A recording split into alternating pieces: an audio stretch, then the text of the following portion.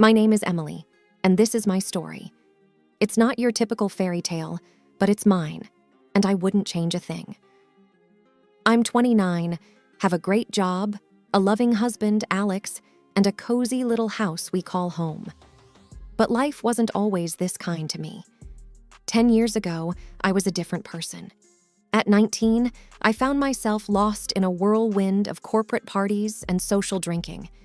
It started innocently enough, a drink here, a party there. But before I knew it, alcohol became my crutch, my escape from stress and loneliness. Those 3 years are a blur, a time I'd rather forget but can't. Everything changed when I hit rock bottom and realized I needed help. I turned to a special center where people like me, battling their demons, found solace and strength. It was hard, but I came out sober and have been that way ever since. Alcohol? Can't stand it now. It makes me sick just thinking about it. 2 years ago, I met Alex. He was different from anyone I'd ever known. Kind, understanding, and he had this way of making me laugh even on my worst days.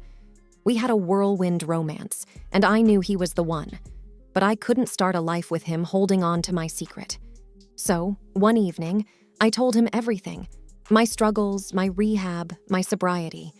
I remember how nervous I was, sitting there on our old couch, fidgeting with the hem of my shirt. Alex listened quietly, his eyes never leaving mine. When I finished, there was a long pause, and my heart was racing.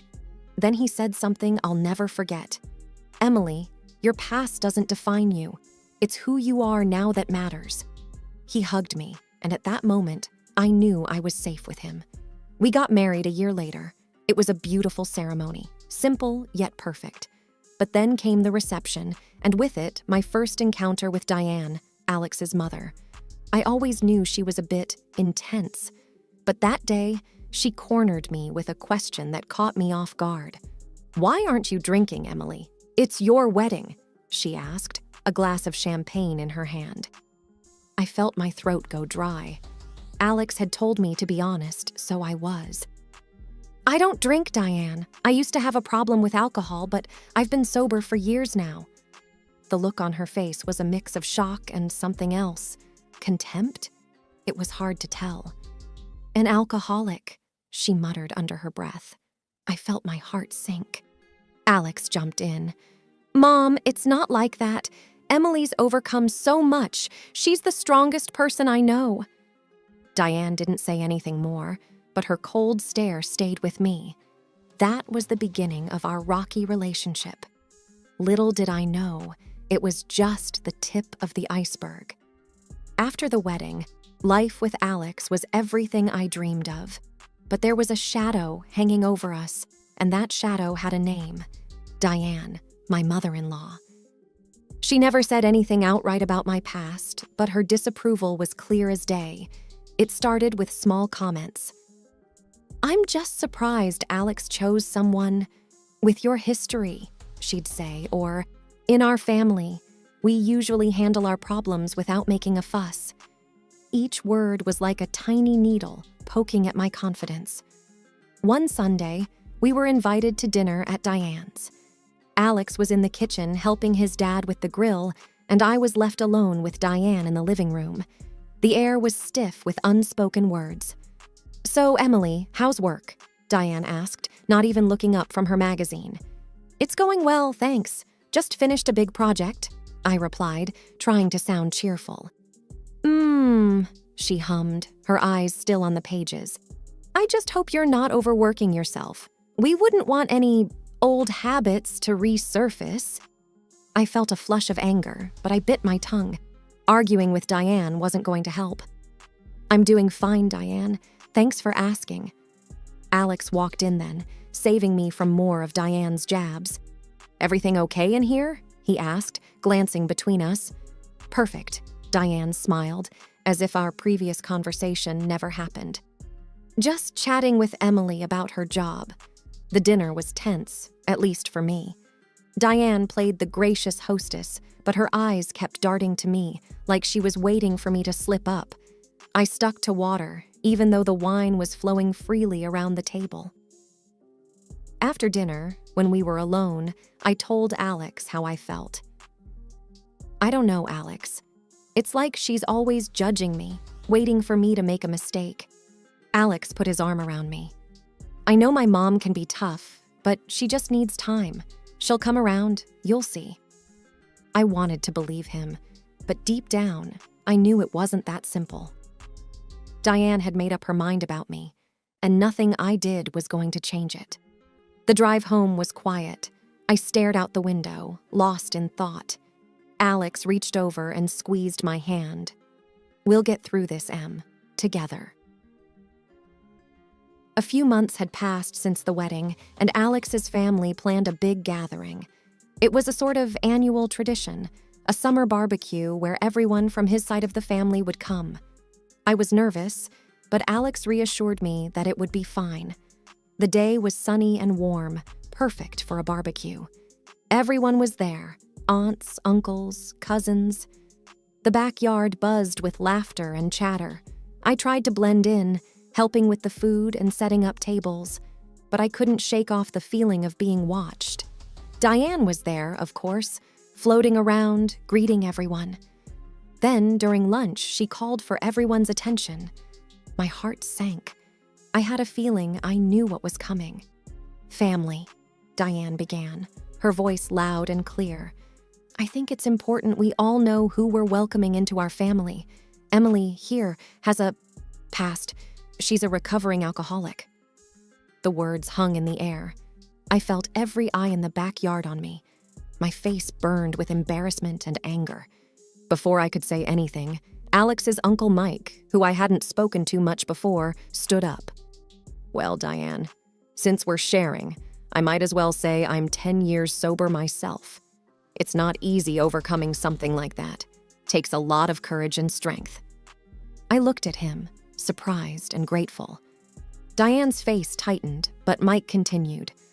"I think what Emily has done is remarkable. She should be commended, not judged." Then, one by one, other relatives started chiming in. "We all have our struggles, Diane," said Alex's cousin Sarah. "Emily's past doesn't define her." Even Alex's grandmother, a sweet but stern woman, added her voice.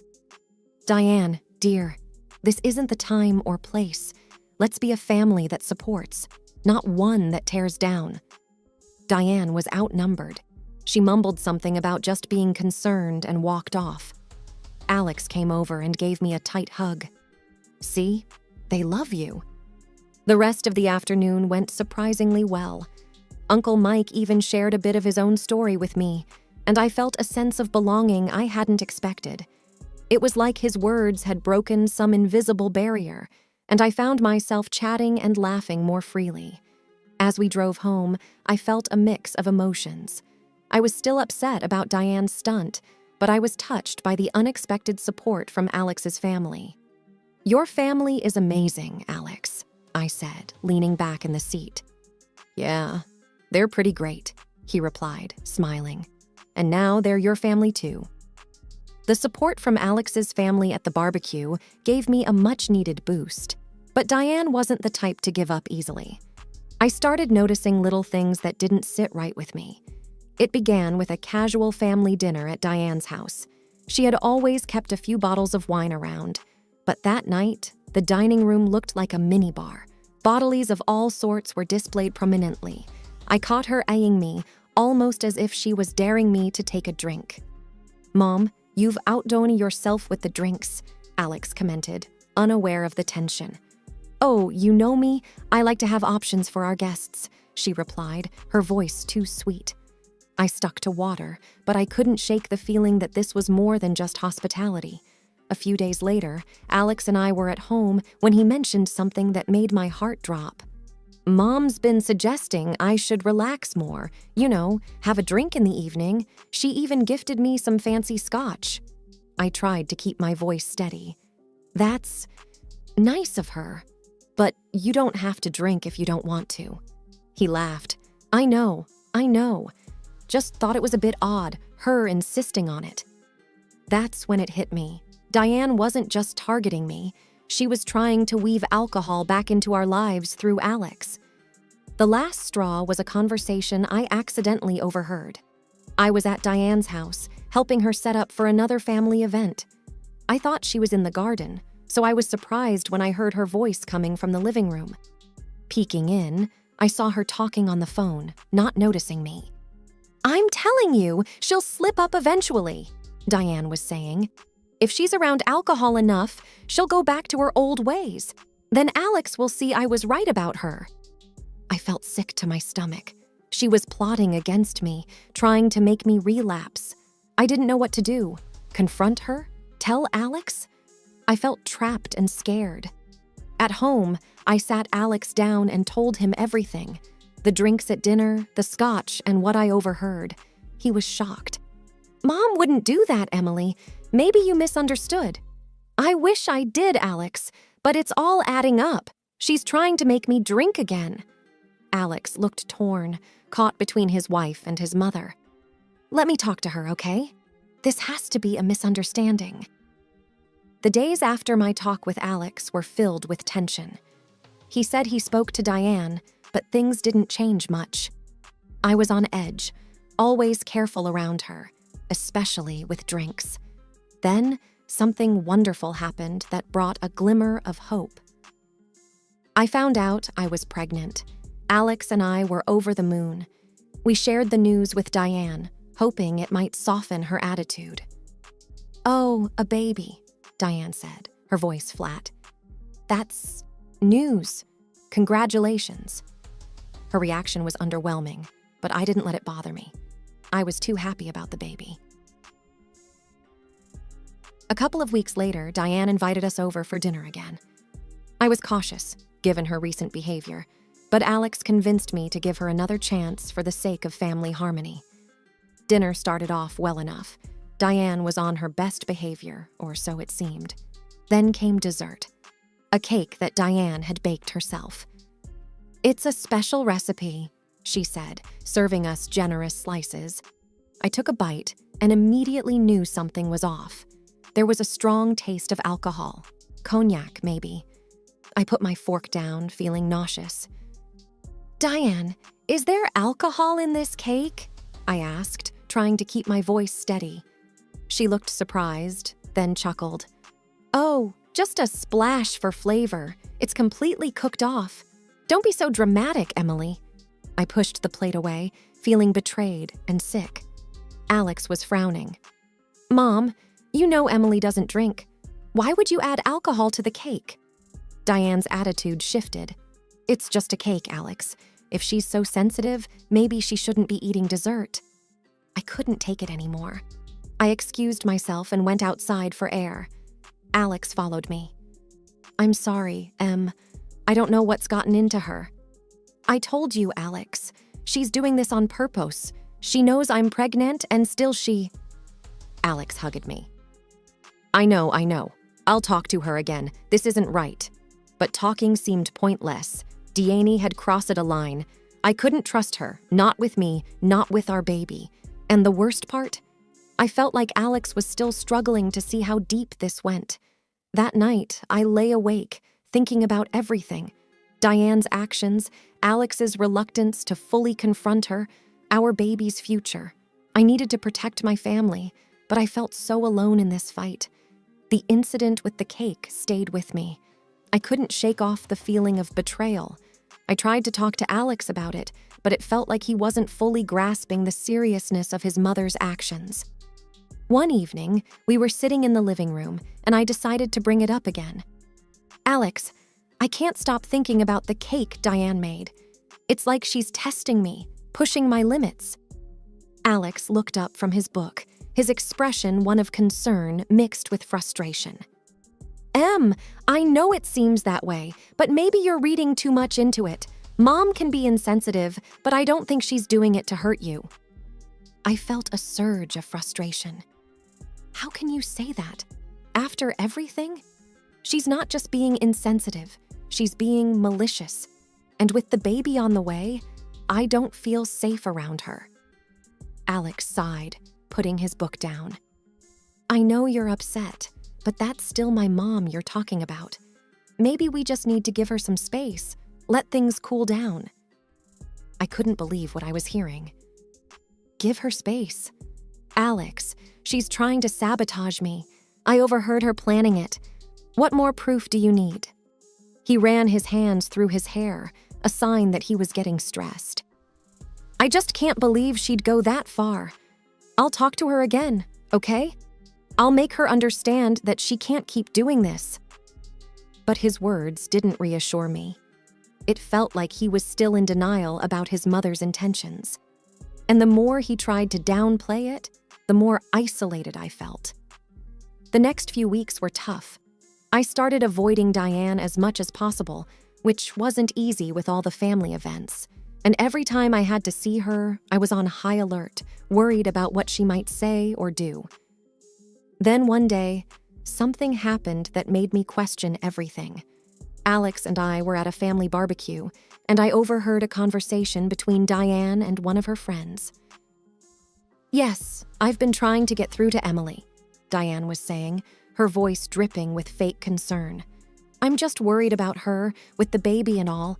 You know how she used to be." Her words stung.